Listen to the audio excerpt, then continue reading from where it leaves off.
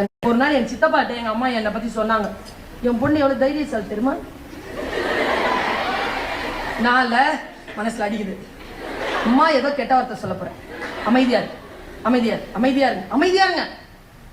என் பொண்ண அப்படி வளர்த்துருக்கிறாங்க.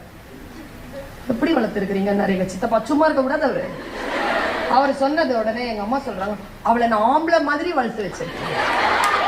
அவன் போன உடனே நான் சொன்னேன் எங்க அம்மா, அம்மா இது வரைக்கும் நீ என்னென்னமோ எனக்கு சொல்லி இருக்கிறீங்க, அதெல்லாம் இல்ல, இதை விட கெட்ட வார்த்தைய நீ எனக்கு எதிராக பயன்படுத்தவே முடியாது. ஏன் தெரியுமா? ஒரு ஆம்பளைய பார்த்து நீ பொம்பளை மாதிரி இருக்கிறனா அது அவனுக்கு திட்டுனா, ஒரு பொம்பளை பிள்ளைய பார்த்து நீ ஆம்பளை மாதிரி இருக்கிறனா